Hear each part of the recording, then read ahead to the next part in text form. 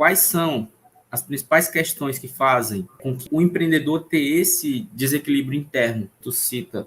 Veja bem, você foi no coração da questão. O desequilíbrio, esse desequilíbrio interno, ele vai impactar em todas as áreas da vida do empreendedor. Eu diria assim, a primeira delas é o empreendedor, quando ele sabe fazer, de fato, a administração da vida interior dele, ele se torna um empreendedor que consegue ter melhores resultados. Então, essa é a primeira, ou seja, quais as grandes questões que estão envolvidas aí no empreendedor na questão do desequilíbrio interno. A primeira delas é a constatação, de um lado, que se ele não faz essa gestão interior, ele tem resultados negativos. Se ele faz a gestão interior, ele tem resultados positivos. E aí nós temos uma questão aqui que para mim é central. A primeira, vou falar uma, e se você quiser, você pode até comentar para colocar a outra, que é a percepção que o empreendedor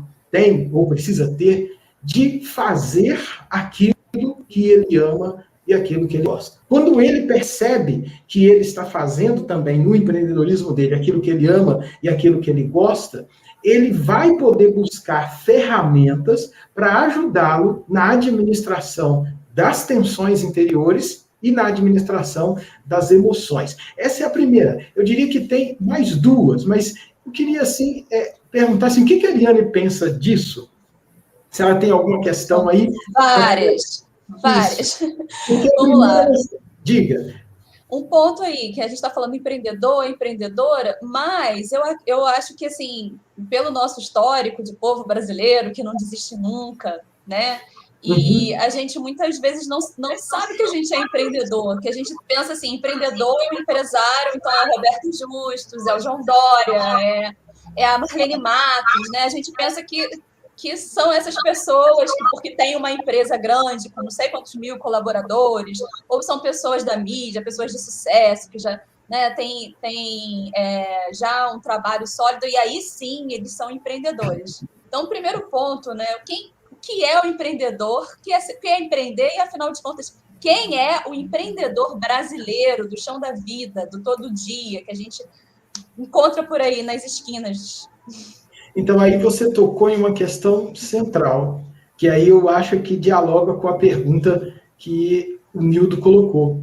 Porque duas questões que aceleram, muitas vezes, o desequilíbrio interno do empreendedor, a partir do que você também colocou, por isso que eu quis colocar uma apenas e depois colocar as outras duas. A segunda é que o empreendedor brasileiro, pegando a sua palavra aí, Ariane, ele precisa lidar com questões que são do dia a dia do seu negócio.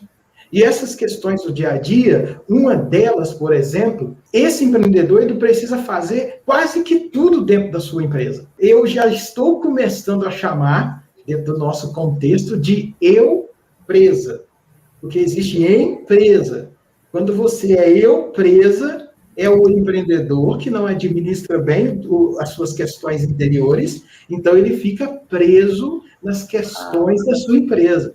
Então, esse conceito do eu-presa. A empresa não pode ser uma prisão para ele. A empresa precisa ser o lugar onde ele encontra felicidade. É o negócio dele. Ele é o empreendedor. Se, por um lado, o dia a dia vai fazendo com que ele tenha vários tipos de desequilíbrio, porque ele precisa dar conta dessas tensões do dia a dia, só quem vive a experiência do dia a dia de um pequeno negócio, de um microempreendedor, que sabe que não é simples. E aí vem muitas tensões do dia a dia. E aí nós temos um problema, porque ele, então, passa a estar, sem perceber, envolvido em uma série de tensões que vão gerar, muitas vezes, esse desequilíbrio. E o terceiro, então, é justamente o fato dele não ter acesso a ferramentas, conhecimentos que ajudam ele a administrar as suas questões, as suas emoções, as mudanças que acontecem na vida dele, as questões que ele traz do seu passado, das perdas,